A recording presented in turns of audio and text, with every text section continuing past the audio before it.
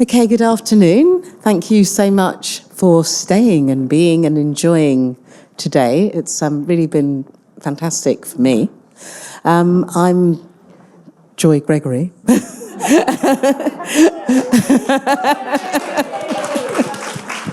And I'm chairing this last panel, which is very close to my heart, called Change in Landscapes. And it's really based on the idea that every generation of migrants feels like they're the first, and nobody came before them. Because the reason we did the book is because there's no trace often of who went before. And I remember going to some event, and I don't think it was in London, and I met with... I've forgotten who it was. Very famous painter. Big paintings. Black. Christophili? No, older. Frank Bowling. Right, okay. Frank Bowling. So I went to some event, I don't know what it was, and Frank was sat there at the back, tutting and doing, because like all the young ones are going down there going, yeah, I was the first, I'm the blah. And he was going, I was there before you. I was there with David Hockney. And it was, and he had to go to America. I mean, he lived in New York most of the year and then came back here and had his studio in South London. But it was like, we have to start putting down a mark. We have to write our histories. We have to make sure that they are there. But what I'm really interested in is, have things actually changed? And how are things changing? And what are the tools that we need to use to encourage that to go faster and further? My main question was why.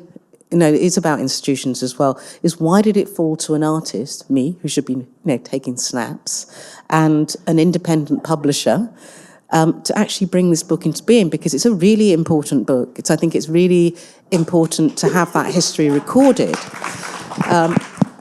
And really, the book's only actually possible because of the people that are in it, the generosity of all the women that are in it, because nobody got paid like £8 billion. And it was all out of the goodness of people's hearts, really, and also wanting to see the project succeed and to become real. So I have this fantastic panel here, and I shouldn't speak for very much longer because we've got more people on our panel today. We have Ria Dillon, and I don't know, I suppose I should do the bio. Do you want me to do the bios at the same time? Yeah, easy. So Ria Dillon, artist, writer, and for me, performer. As well. She's an artist, writer and poet from London, UK. She's currently based in New York City as an Amant New York Fall Fellow and resident, and simultaneously as a participant at Whitney's Independent Study Programme 24 to 25. You work in, Ria works in sculpture, painting, olefaction, poetry, using a wide range of materials and aesthetic diasporic blackness grounded in a post-colonial non-being. I'd love for you to tell me more about that. Her charge actually, I went to see a fantastic exhibition of yours at the Serpentine, which I really, really enjoyed. It was a performance at the opera, which I loved. And we also connected through... Ronan Mackenzie, who invited me to be in an exhibition, and she thought I'd say no, and I just said yeah, and that's how I met Ria. It was like this whole thing, and I suppose it really spawned that idea of cross-generational. So welcome, Jamela. Jamela Ukebu, photographer and founder of the UK Black Female Photographers Community Project. For over a decade, Jamela has run her own photography company. So she works as a proper professional photographer, a working photographer for Melts Photography Limited, and has captured unforgettable moments, dedicating her life to making sure her clients exist in print for generations to come, and holds a first-class degree in BA photography from Kingston University. In 2017, she founded the award-winning UK Black female photographers community, uniting and uplifting over 600 UK-based black female photographers in industry that often overlooks them. From hobbyists to professionals, this empowering community offers connection, growth, celebration in a space where every story matters. Jamella's photography journey is featured in Evening Standard and I think on ITV and everywhere. But I actually met Jamella as a young, small person, a wonderful, brilliant, bright student when I first started teaching at Kensington University. So fantastic to have you here.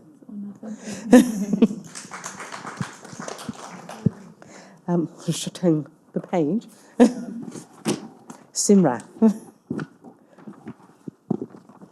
Right, Simrath Kalpati, an artist who's been practicing for a very, very long time and produces beautiful works. And I was very privileged to go to her exhibition. Was it last year? It was wonderful. Thank you so much for inviting me to that. Thank you. So Simrath was born in Kenya, studied at Leeds Polytechnic, Fine Art, 1981 to 1984, same as me at Manchester. We should wave to each other. And at Dartington College of Arts between 21 and 22, completing an MA in Poetics of the Imagination. She is an art... We hope you enjoyed your visit. That wasn't me.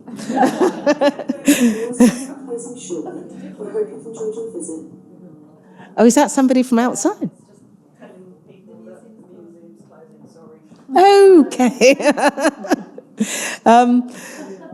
Simrath describes herself as a mixed media artist and works in London. Her work examines race and representation and Asian women's visibility and invisibility stemming from post-colonial migrant experiences.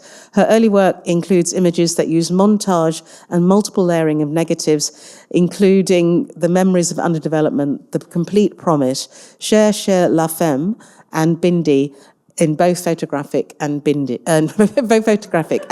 and video work. Thank you so much for that. Nina.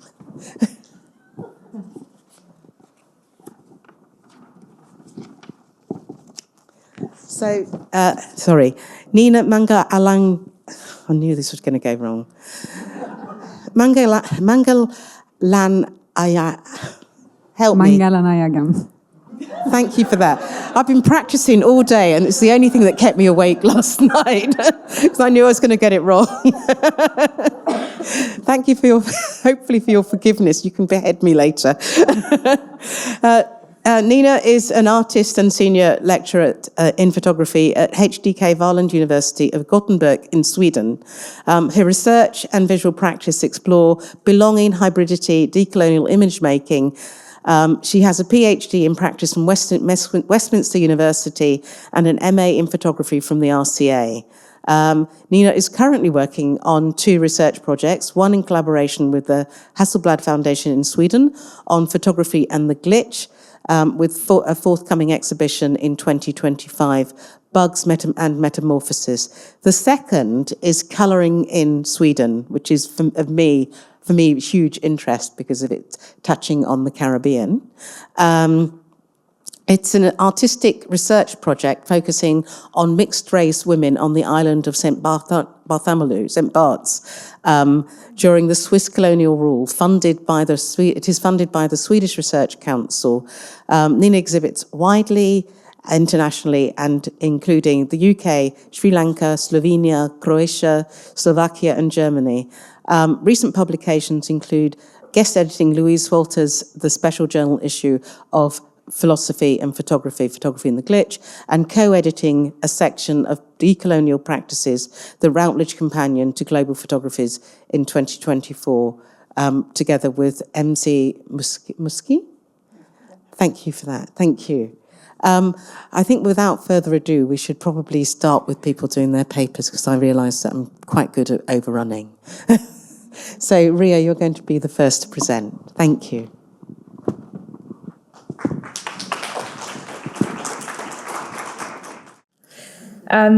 So my paper is called Engaging the Black Fold, and I'll just dive straight in relation to time. The problem of blackness provides the conditions for critical world building. In following my thoughts through their parallel with feeling, I found the fold. It meeting a meaning in blackness was a feeling, is a feeling, that is, the black fold. I don't believe black people, we the ex-slaves, have transcended captive flesh to a site of ultimate freedom. There are a few schools of thought that provide approaches to understanding our non-bodies in postmodernity. For me, Afro-pessimism continues to return as a light in the dark. Yet as the title of Jared Sexton's essay indicates, it is an unclear word for many. Sexton's Afro-pessimism honours my feeling toward black existence when he speaks of that which cannot be possessed, and I quote, "It may be that the remedy to dispossession lies not in the spirit of claiming or reclaiming possession, but in the paradox of an even greater and willed dispossession." The museum are proposing in 10 minutes. Please speak to the member of staff for directions to the nearest excellence, and I thank you for visiting the V&A. That's okay. But how under constant assault, like this, oh, twice. Please speak to the member of staff for directions to the nearest excellence, and I thank you for visiting the V&A. Constant assault, present. But how under constant assault to defend what cannot be possessed, like this museum? I'm continually asking myself this question. How do you defend what cannot be possessed?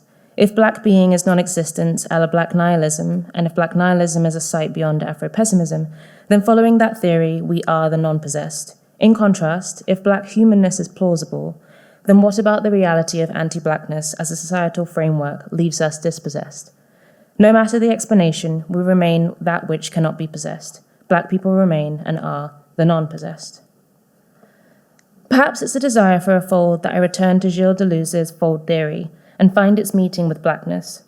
So far, we know a fold is otherwise known as a chasm, a place, a hold, a groove, a depression.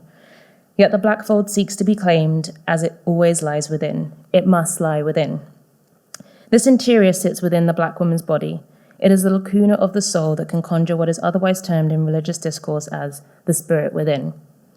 This spirit within is present in the work of so many black women photographers to date, like the self-portraiture in Joy Gregory's Women in Space series, 1988, in Ingrid Pollard's The Cost of the English Landscape, 1989, and in Helen Amuzu's autoportrait Molenbeek, 2007-11. It is mutually seen in the conceptual photography of contemporary artists such as Leslie Hewitt's photographic and sculptural practice, for example, Riffs on Real Time, 2006-2009, or Charlotte Miller's photographic and writing practice, for example, Misty, from 2020. Deleuze's theory of the fold arises from his deep reading of Gottfried Leibniz's monadology.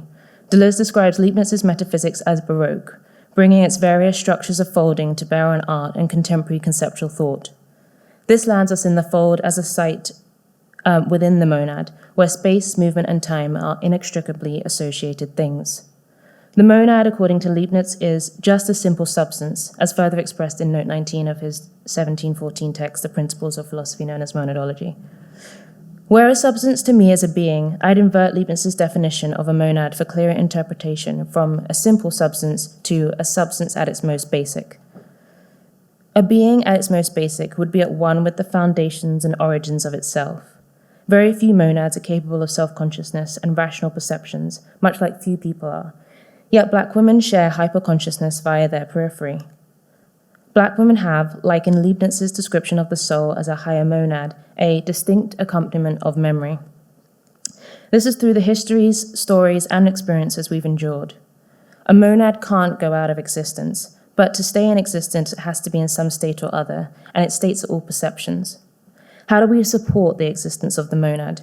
By keeping memory in society's most apt bodies. For an answer to within whom that is, I would see convergence of the black fold and black feminism. The anti-blackness of the political and economic life of society cannot be changed. It is anti-black in its foundation. That foundation is metaphysical, a world/earth order of being, as historically defined by white male philosophy.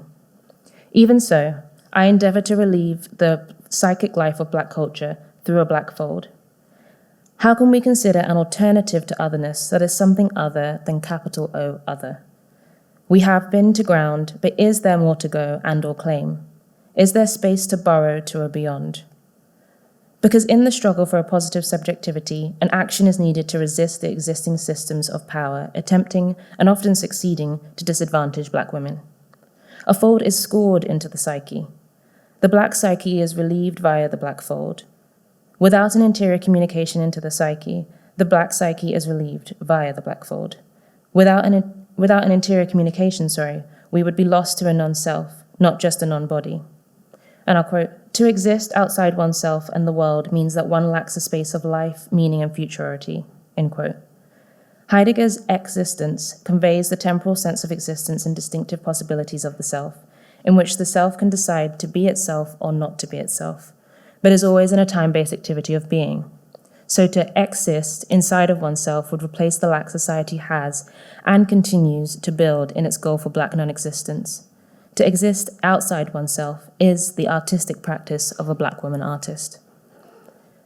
It is necessary at this point to make a deeper theoretical review of my transmutation of the fold into the black fold, in order to consider both the position of racial blackness and the role of gender. How can grammar, translation, and syntax disturb the peace of societal norms?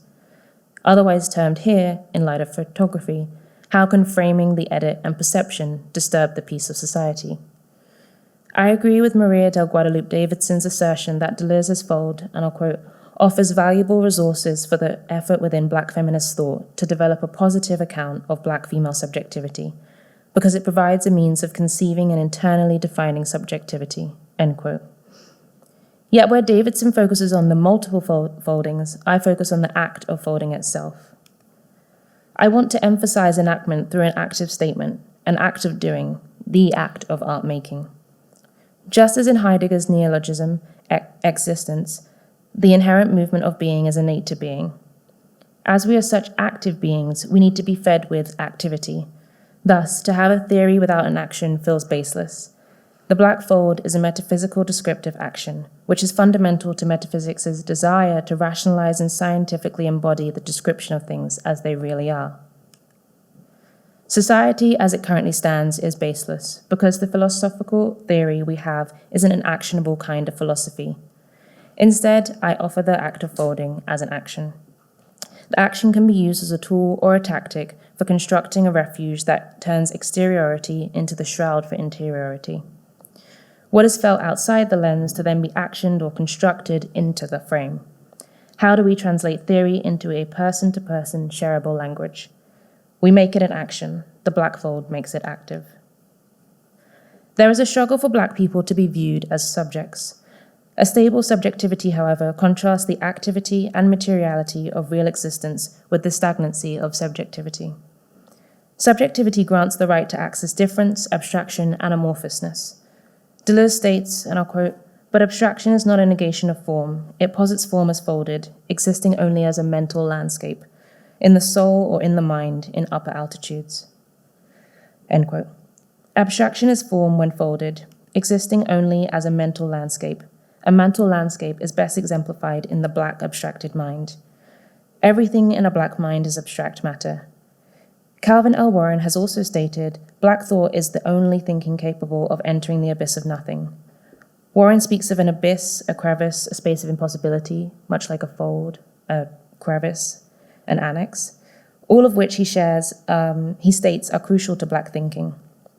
I'll quote, "The important task for black thinking is to imagine black existence without being, humanism or the human. Such thinking would lead to an abyss. But we must face this abyss, its terror and majesty. I would suggest that this thinking leads us into the spirit, something exceeding and preceding the metaphysical world." End quote.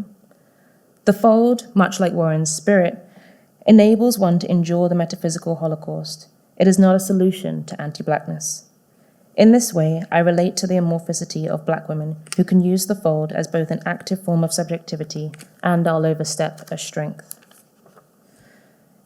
In the act of folding, I am able to re-encounter myself from a refracted angle, a new feeling made from the past, present, and future. A black fold is a directive as much as it is a tool. How do you endure the constantly contested reality of black being?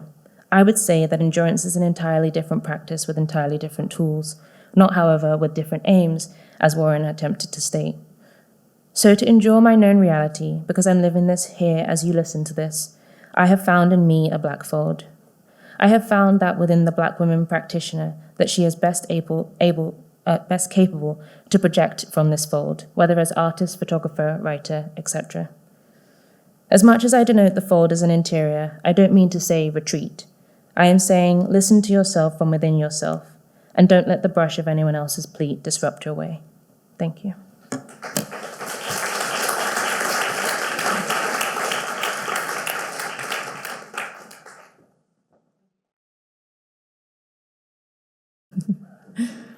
Hi everyone, today I'm going to be talking about the power of community.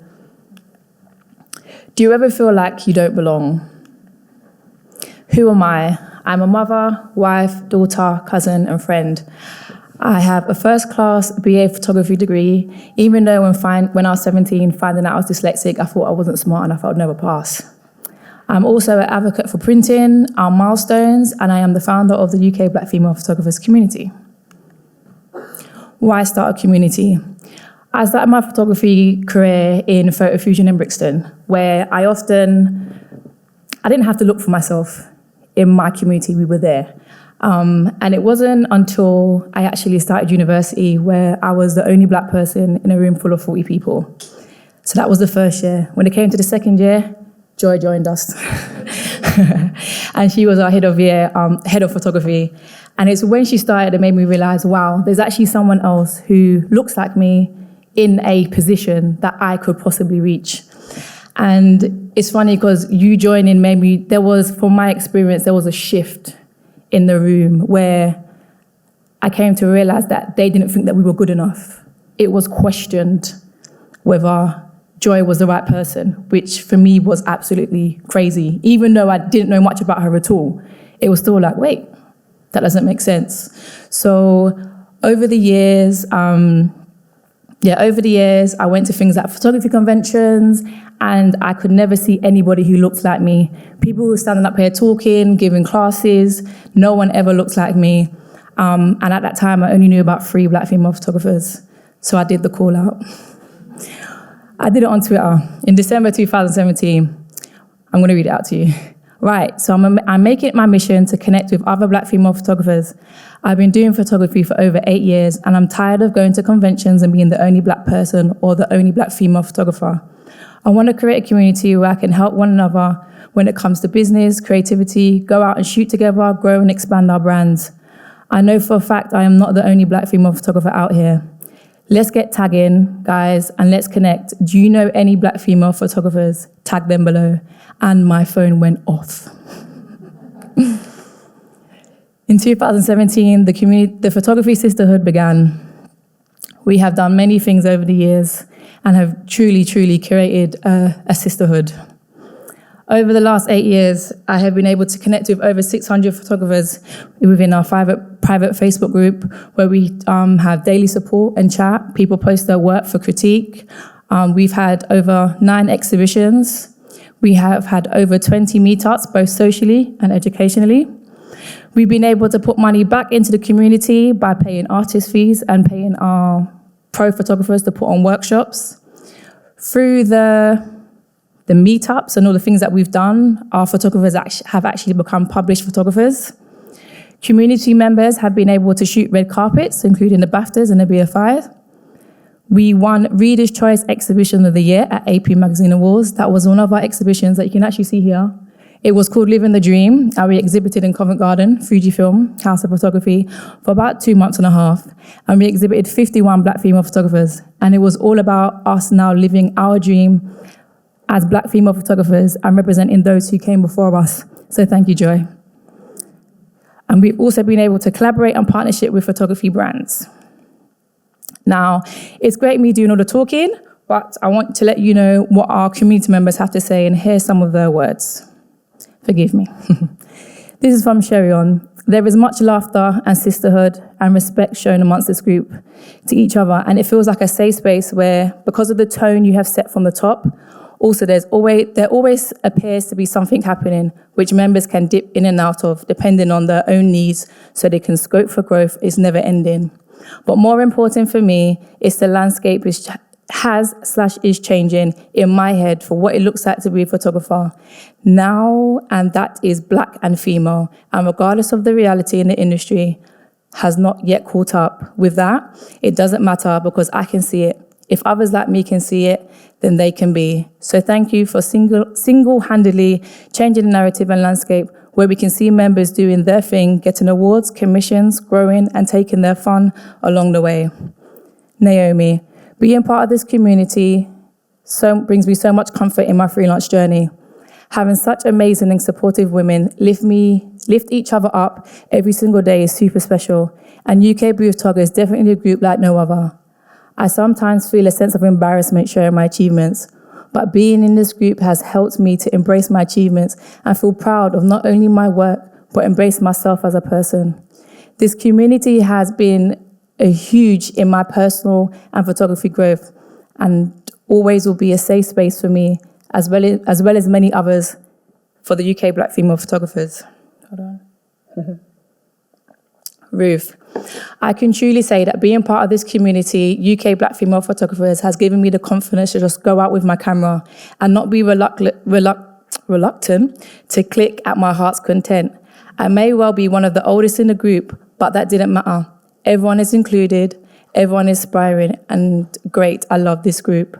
Sheila Knight, I would definitely say being part of this community has helped me rebuild my confidence within photography and what I can achieve with it. It has opened doors and experiences which I feel like I typically wouldn't easily have been able to do and access, as well as finding a community of peers with similar interests that provide a support system. Very grateful to be part of this community.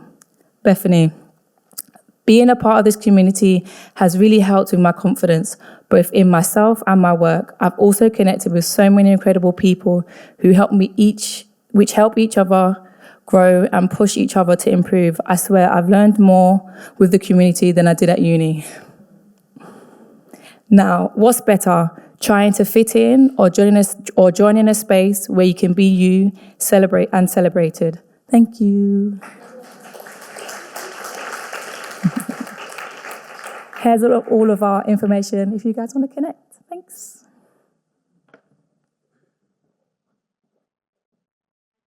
Exciting being here and listening to everyone today. I'm going to talk about early work from 1981 to 84. These slides are not in order. I'm just going to talk and they'll probably just rotate. I won't explain what piece these are, from which piece, but if you... well, this one's from sociopolitical. Maybe I should explain them. But my early work in 1981 to 84 included Memories of Underdevelopment, a series of large multiple exposures in black and white, photographing images of Indian architecture and street shots and locations in Leeds and other places. Other work included photos, performance work on Fanon, and a series on Tetley Bitterman. This work has recently been exhibited at Tate Britain as part of the Women in Revolt exhibition. Other early work included performance photos, including Navi Zindagi. I would talk and perform in Punjabi to the dismay of other students and lecturers. This work went into the 90s. The Complete Promise, Bindi and Sheshla Femme were all made in the 90s. I was curating in the 80s and 90s, which included Jagrathi exhibition at Citizens Gallery and 1986 curated artists to the Havana Biennale in 94. More recently, I've been combining street shots catching poignant moments in London. My work draws on being part of the post-colonial diaspora, breaking down images, using images from within the Asian community around sexuality, desire, and so-called traditions, rituals, caste, and class. Drawing from a range of experiences and emotions, I navigate in creating a space for a dialogue between cultures, looking for a voice to deconstruct the commodification of the body, the female body. The Complete Promise, for example, is comprised of 16 panels. We're working with montage and narratives. It draws on partition, gender stereotypes, notions of ideal beauty, which is fair and lovely, fairness seen as the ideal where the politics of identity prevail, as they do still today. The widow becomes a symbol, a metaphor, an estrangement from home to home. She becomes a trace, a cipher for enunciation, where she's expected to find notions of spirituality and purity through religion. Asian women are not all part of the Christian canon and are framed by the West. We do not fit comfortably culturally in the West, since we are not fitting into the Christian ideals, if you like, of being Sikh or Hindu, Muslim. Culturally, we're the other. Anyway, the work reversed in the image, the nun becomes, a widow becomes the nun. The body becomes an object, a symbol within commodification. These panels and transparencies are hung so you walk through them as part of the installation, casting shadow and light. Where is her place for emotional, mental or sexual freedom? Where is her notion in motherhood? She's estranged from her blackness into whiteness. This sense of purity is questioned against the backdrop of terraced houses, mannequins in Eurocentric setting. The work was shown in Centre Space in 1991, Havana Biennale in 92, and then talked about at Bernard Feminist Art History Conference organised by May Stevens and Yong-Sun Min in 1992. The narrative is always shifting. We're sold and packaged through advertising within cultures to perform to religious and cultural norms for the ideal, which is problematic. Cherche la Femme celebrates Asian men but questions gender roles again and how they're codified and looking for the feminine. It's a complex piece, but again explores sexuality, asking who's the observer and the observes. Who do we perform for? Whose gaze are we performing for within and outside institutions? The images are stills from video. Bindi draws and finding space outside the specified female roles, the sister, the daughter, the mother, the wife, and so on, asks, how do you break the cycle of the given roles? Learning to navigate and find a language for visibility has always been about rooting and evoking questions about racism and sexism within patriarchal structures. The Bohemian punk photo piece, where whiteness kneels on blackness or vice versa, plays on her sexuality. Her T-shirt bearing white breasts covers her blackness. She's playing musingly in masking whiteness. I wonder what her story really is. She's confident and plays to the camera. The woman in my work becomes a cipher, a trace of post-colonial experiences, displaced on the periphery, yet rebelliously standing ground, looking for form and embodiment. The camera captures a given moment, liquid light drawing us in and out of focus where transparency merges with shadow. It captures moments and provokes memories for reflection. As a subject or an object, we see ourselves within and outside these frames. There's a sense of synchronicity when taking pictures. It's an organic process. They're not resolved images.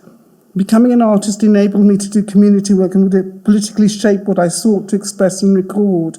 My search for a visual language, finding representation through intervention or visibility from invisibility. It's always a process of reflection, recording experiences politically and culturally. There was a lack of voices, Asian women's voices and images that represented us, and still is today in art institutions. My experience of groups and organizations like Asian Women's Arts Group, South Asian Women's Networks, and the Monitoring Group, the Anti-Nazi League, feminists like Margaret Harrison, Lorraine Leeson, Marie Yates, Griselda Pollock, were all influential in a significant way. But in the early days as students in Leeds, we as Black students worked outside the Eurocentric practices. They did not represent us. Within white feminism, we had to define ourselves and argue for validation. The same existed. I need to say here that Shaila was at Leeds prior to me going there, and Shuthapa, who's here, was also at the university at the time I was there. But Leeds was certainly an experience, and we had to fight for validation of all our work. There was a turning point of radicalization for making the images for me. A Black political dissent took place while studying Fanon, Frantz Fanon, Rosa Luxemburg, Angela Davis, Angela Carter, Amrit Wilson, Nawal Saadawi, and so on. There were so many others that I read at the time that led me to support the politics of the non-alignment movement and understand further how race, sexuality, under colonialism and capitalism, a capitalist state was undermining the so-called developing world, or the third world at the time. There was no space within arts institutions for a dialogue outside the white male bastion and the Eurocentric art education. These experiences led me to being involved in setting up Panchayat, which is housed now at the Tate Library, supporting the work of artists and other education, supporting the arts and education. I consider myself to be a mixed media artist. Recently, the work has been in text, video, and collage, combined with charcoal drawing. I'm interested in conscious and the unconscious, guided by emotions, making space to listen and see how we navigate in our physical spaces, in our bodies, processing ourselves, making the work. Where does the image evoke words, and where is the voice? I want to read a poem by Imtaz Darker titled Night Vision, written in 2018 from her book, Luck is the Hook. The camera shows you in green what it was to be there. Faces float up and out of a noisy frame. Pale flowers blossom on twisted stalks, not themselves, but a memory of themselves, with red and blue drained away like things left in water for too long. Thank you.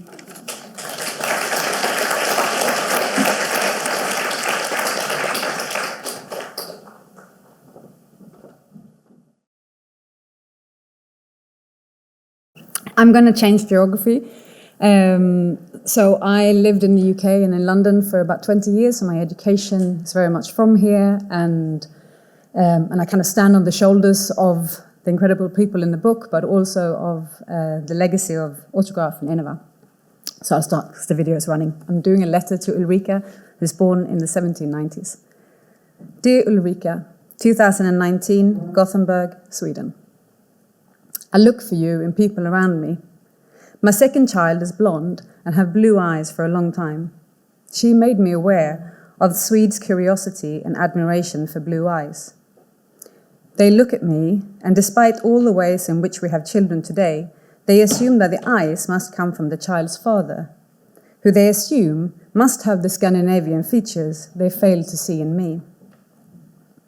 A small comment reveals so much more. No one knows what they carry. That woman in the park, she too may be a child of you, Ulrika. Dear Ulrika, 2015, London. I saw an image of enslaved people in chains on the island of St. Bartholomew in the Caribbean during Swedish colonial rule in the newspaper. I was born and grew up in Sweden, a country that often highlights its culture as homogeneous. As a child, I actively sought out books on Samis, the indigenous population of Sweden, and the Roma communities who have lived in Sweden for over 500 years. Both cultures are now working to revitalize their languages, which are at risk of disappearing due to past efforts of forcing children to speak Swedish or hide their heritage due to discrimination. In the 1990s, in school, we learned nothing of Sami or Roma languages, or the history of Sweden's minorities. We also weren't taught about Swedish colonialism, except the Vikings, which is why I hadn't heard of you or your island until I was 35. Dear Ulrika, 2018, Gothenburg City Museum, Sweden. A colleague and I conduct a conference on decolonial pedagogies, which includes workshops with students responding to the history of St. Bartholomew. I have introduced the history of the exchange, that in return for the island which Sweden had in its possession from 1784 to 1878, France was granted a tax-free trading spot in the harbour in Gothenburg. It was called the French Plot, and we sent photography and film students there to zoom in on the details. Dear Ulrika, 1823, Gothenburg Harbour. Did you make it onto a boat and arrive here to see that such a small plot with a rundown guest house could be the payment for an entire island? I wonder if you went through a transformation on the boat. Or had you already decided before you went on board? Or was it simply a mistake? Someone mistook you for something else and you decided to stay with a lie. Dear Ulrika, May 2022, St. Bartholomew, the Caribbean. I'm standing by your house, and I imagine that this is where you lived. In fact, I know it probably couldn't have been your house after the fire. You had a view of the water, of the harbour and the Eastern Quay. I can't imagine the view was comforting for you. Landscapes are shaped to please those in control. The prison can be seen from most parts of the harbour. I know you were taken in several times. If you hadn't been, I might not have known about you. Your involvement in fighting, either in the midst or as a witness, reoccur in court orders. Maybe I would have found you anyway, since your father was known on the island and in Sweden. Robert Montgomery was involved in a plot to assassinate the king, Gustav III, and as a punishment he was sent to the city bearing his name, Gustavia. The irony. As many white Swedish men, he was offered a woman on the island, maybe by the Swedish governor whose home he shared while they were finding him a better place to stay. I don't think your mother, Mary Ordan, was the first. She was young when he met her and decided to be with her. What she thought, I don't know. This house, the one I'm outside now, was given to her when he left, when you were only one. Mary, at some point, got another house and left this one for you. After you disappeared from the records, after that fight where Richard, your husband, left you in such a state that many thought you were dead, I find that he is renting another property. But I can't find you. Both you and your mum tried to sell Carolina many times. Her daughter too. I know you needed money, and for you she might have been property to sell. I think in the end she was paid into freedom. I'm hoping that you tried that all along, but that's my hopes from my time. I don't know if they were yours. Maybe you tried to save both her and her daughter from Richard, the son of a captain of a slave ship. Or maybe you didn't. From your house, you could see the churches. There were 2 or 3. 2 lookout forts. 1 fort is now owned by the police, and the prison is a municipal building. The houses of the enslaved in backyards have become guest houses. The buildings change owners, but do meanings shift? It is said that the lashes echoed in the harbour from the corner where they took place. What sounds reached your window? Did you cry, or were you stoically cold? Or did you feel somewhere that what happened was right, as long as it didn't happen to you? Now a large, luxurious house is being built in front of yours. Someone else wants the view. You can see the boats and the mountains in the distance, and during high season, you might feel the city's pulse. Maybe from the luxury yachts along the coast, or from the restaurant on the corner that shield the spot where people were once beaten. Dear Ulrika, 2024, Gothenburg, Sweden. This weekend, my mother took my children on a tourist train around Gothenburg.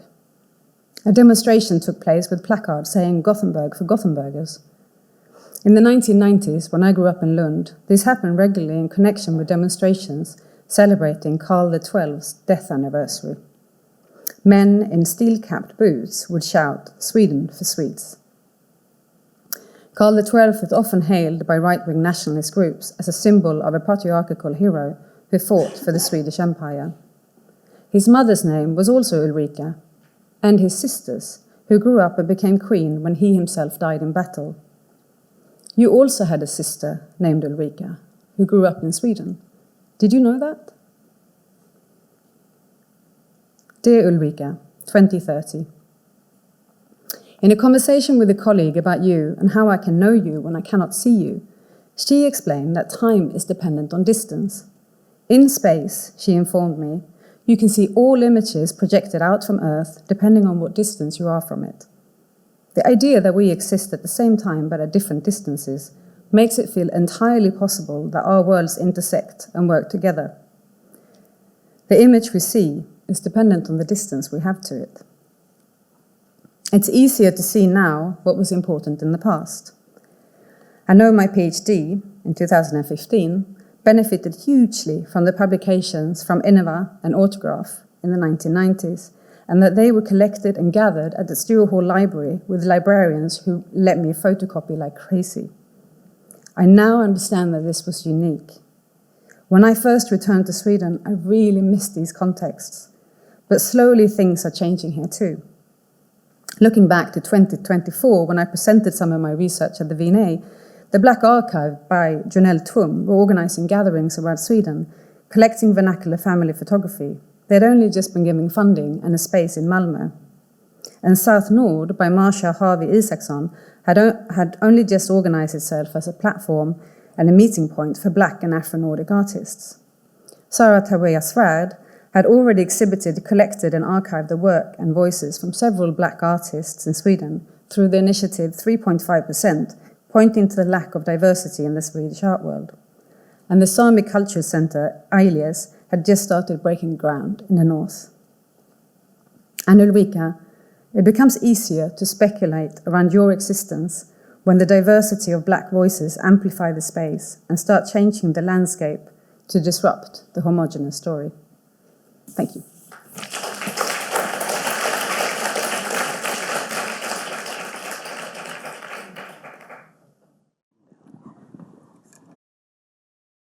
Am I on there? Oh, yes, it's working again. Thank you all so much for your presentations. Very succinct. And I think one of the things I picked up, first of all, because I'm really interested in the landscapes and the changing of those landscapes within which you're working. And what struck me most is the diversity of your practices, but also the environments in which you're working, like across different generations, across class, across, different ways of practicing.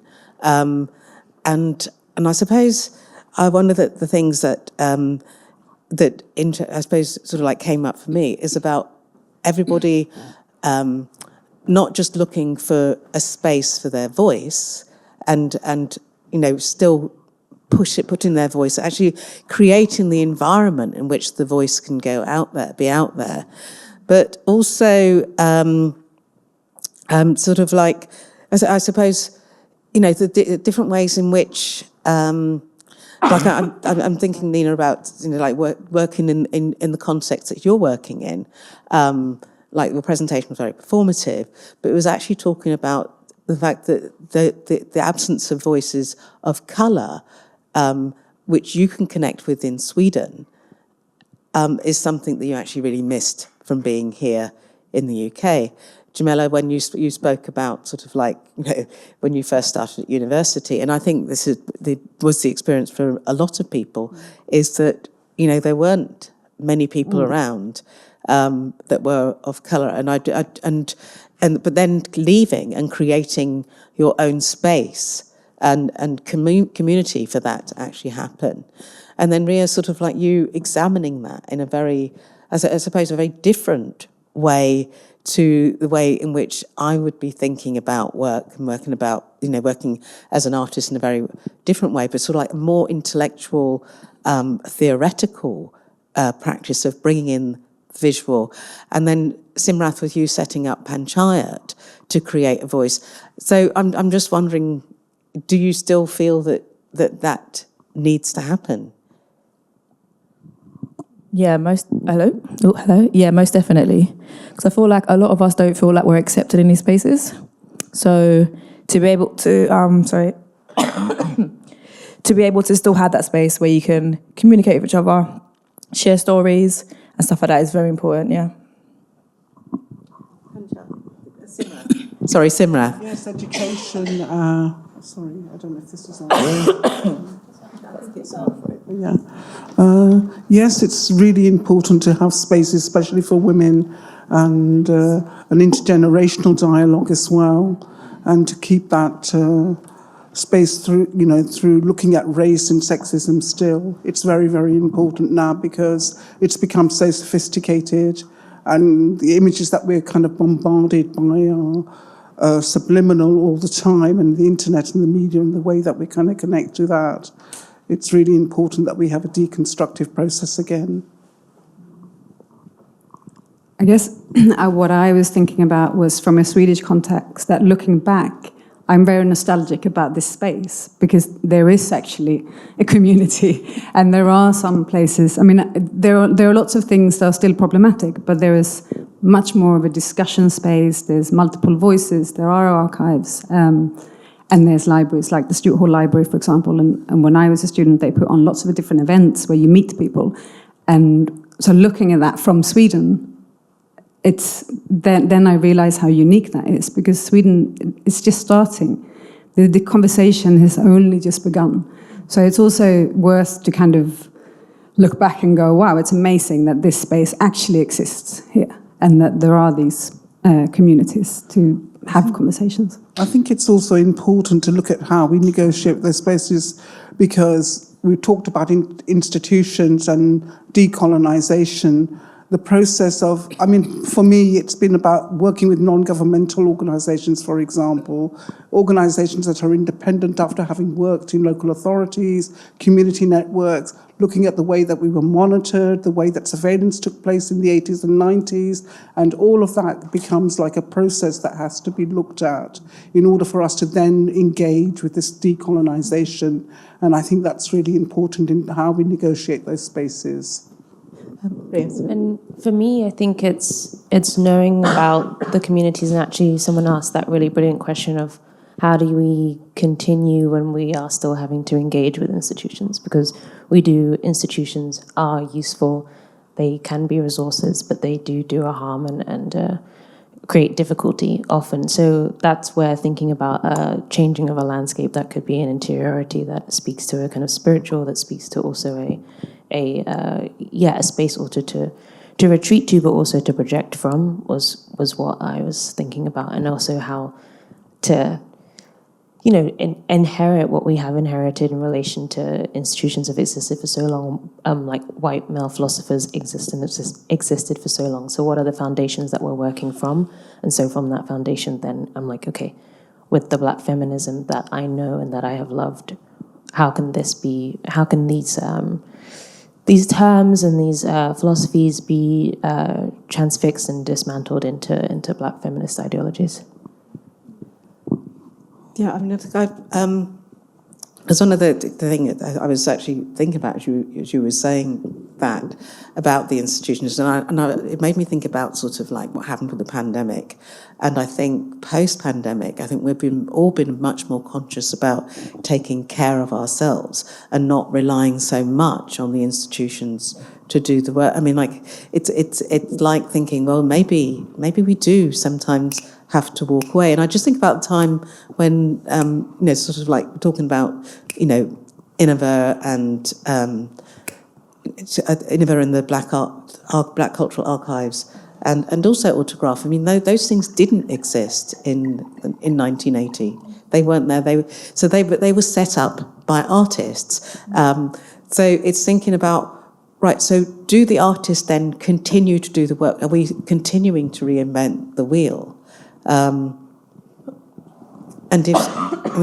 do you want to continue? I think my experience of Leeds, for example, there we are in a so-called Marxist, hub of Marxism. Leeds was really a foremost polytechnic, and so was the university in terms of talking about Marxism and art and its practices, and it aligned itself primarily with Russia and the communist kind of Trotskyite debates, I would say. Not that I'm an expert on any of this, by the way, but it just brings back memory in how we negotiate our space. Where do we fit in? Are we going to be talking from a perspective which is about modernism, which has been taught by the Eurocentric framework?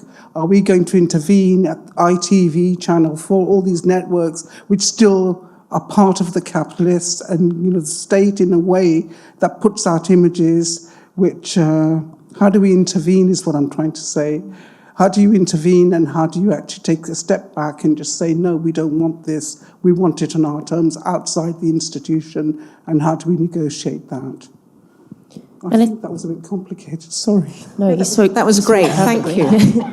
And I think also it's relevant to say, and what was coming through my mind through listening from today, is also collectives.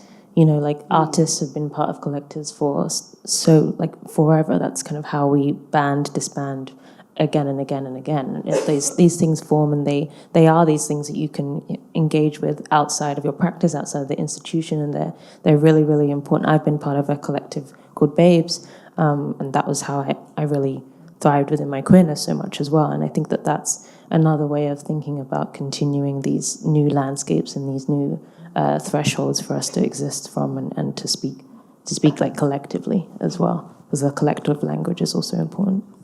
But I feel that all four of you have actually sort of like created or been part of collectives to a certain extent. And I think about you, Nina, sort of actually thinking about setting up a collective in Sweden. So not quite reinventing the wheel, but actually making a wheel.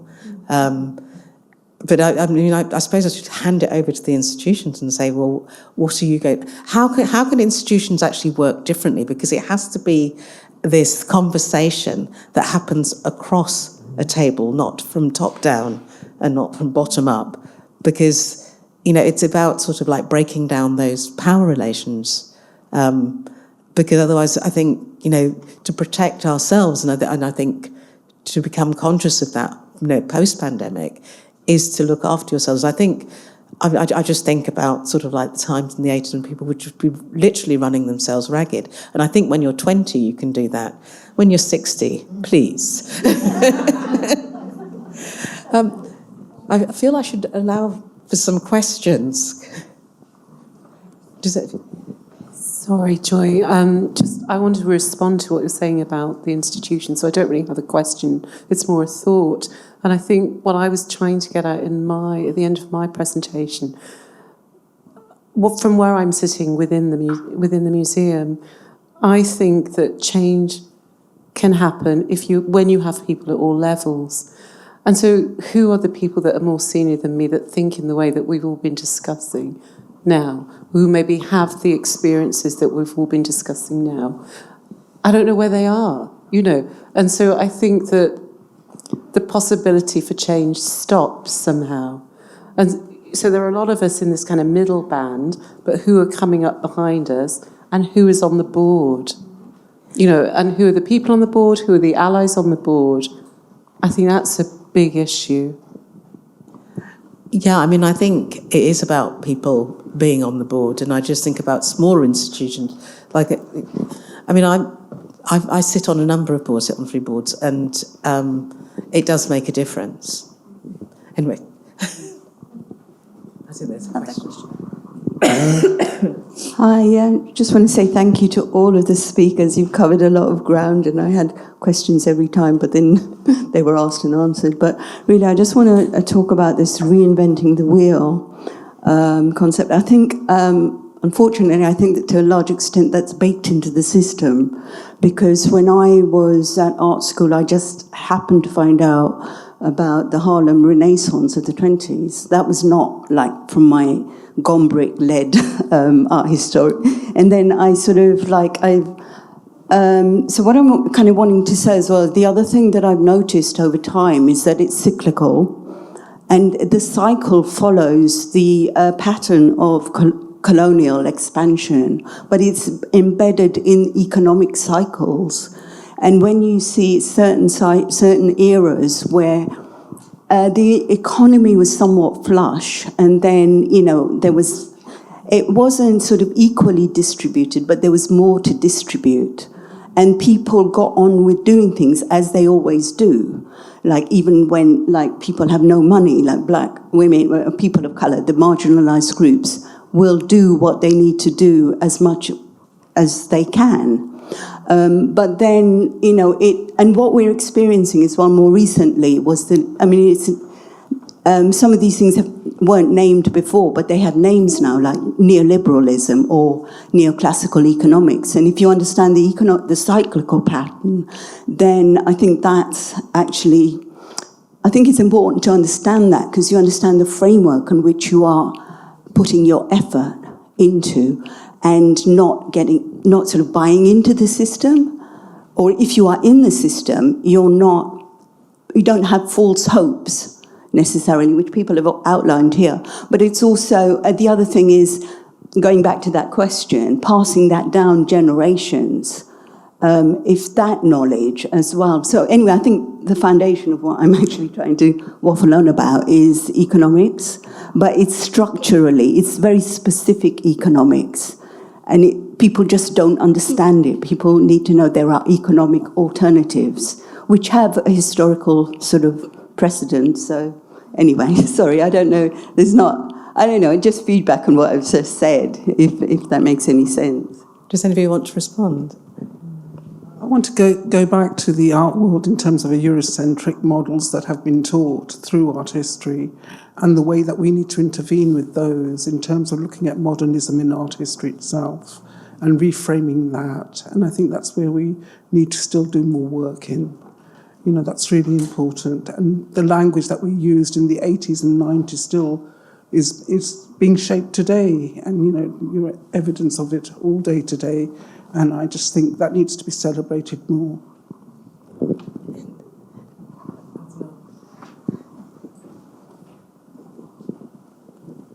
I feel as if the bottom line is money talk and people whisper. When I look at the media and I see how they respond to, say, for example, and I guess they need the TV license that we pay. So the people who are paying the license, they've got to give them what they need. So I think all of that has a lot to do with change or no change. I look at Carnival, how the media shows Carnival, for example, and the change that's needed there. I am from the West Indies. I'm what my mother described as a Carnival baby. I know Carnival. I know the beauty of Carnival. And when I look at Carnival here, I am so, it's so just, for me, so much is missing, so much is lost. And when I go home, I say, look, come home and look at Carnival on the TV, and the message that the media is sending out to the world, what Carnival is, it's rows and rows of policemen. And then the next day, the amount of rubbish we have to clean up. And that is the message they are choosing to send about this beautiful thing of Carnival and liberation and celebration.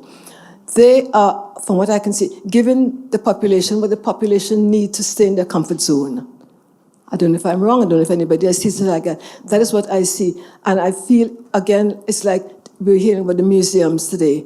Would they send back the Benin bronzes, or would they loan them back to the people? I beg your pardon? You go and you rape a person's heritage, you bring it to Europe, and then there's a consideration, but we might loan it back to them. It's something, it does things to my head. But I think it's like, as Christine said earlier, it's a long conversation and things happening in the background. Things don't like those wheels move very, very slowly. And we've also, like the last, I was going to say 10, 15 years, culturally it's been getting more and more difficult to actually, to make those changes and those differences. And I think somebody said earlier, I shouldn't really be speaking, it should be my panel, but somebody said earlier that, I think it was Bolani who said that, it's very difficult for people to actually speak out within those cultural spaces, even if they don't agree. So, yeah, people are whispering, but maybe by whispering you can somehow spring a leak.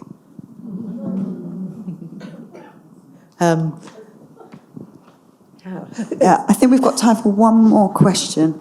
Before we get up there, I just want to add, because this has come up a lot, there's also a great film that's just been released called Dahomey by Mati Diop that I just saw at the New York Film Festival, and that is of the repatriation of these actually treasures is the correct term, that were stolen from Africa. And she documents it from this first, sending back of these treasures, which hasn't happened until, I think she filmed it in 2021, 2022, and adds her own kind of, I'd say, spiritual edge to it. So you can look out for that as well.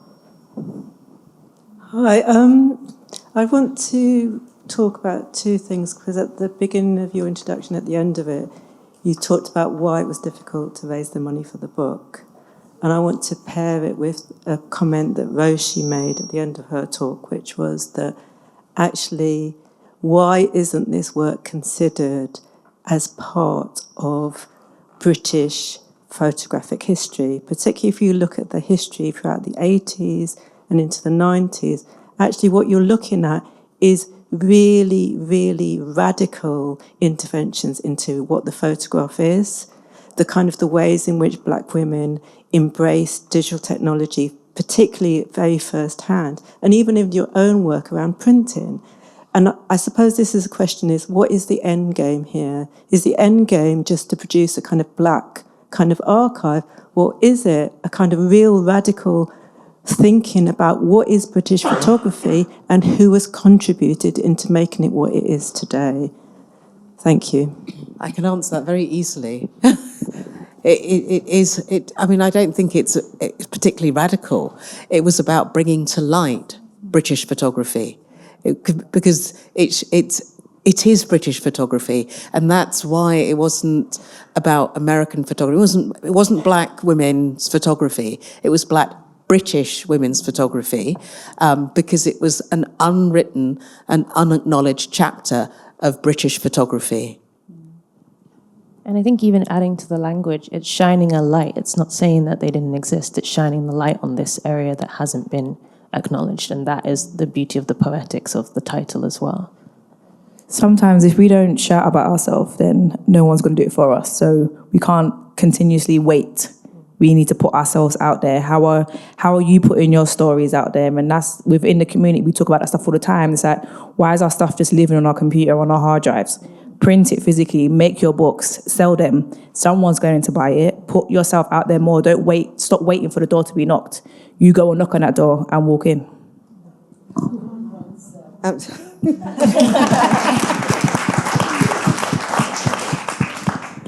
Yeah, draw your own door. Yeah. That might actually be an excellent place to stop. I'm supposed to do some sort of closing thing, but I really feel like I have absolutely nothing to add to this, other than to say an enormous thank you again to our colleagues at Paul Mellon, to Fast Forward, to all of our speakers, of course to Joy and Taos, Autograph, Mac. And I just also wanted to thank Ava and Luke, who have been up in the gods since 9 a.m. this morning, Luke's hand, who I imagine don't really get the opportunity to have a shout out very often. I don't really have anything to say because I think you guys have really covered a lot, other than just to say that we always say that photography is at the heart of the V&A. It's been collected since the 1850s. We were the first museum to host a photographic exhibition. We were the first museum to collect work by a female photographer. We have over 800,000 photographs in our collection. And yet, women are disproportionately represented in the collection. We estimate about 15%. I think it's probably less. You won't be surprised that women of colour are even less well represented, not even appearing in the timeline until Mark Hayworth Booth arrives in the 70s and 80s. So there's much work to do. I feel really lucky. I have a role in which I specialise in women in photography, and my role is to try to make some small changes towards that.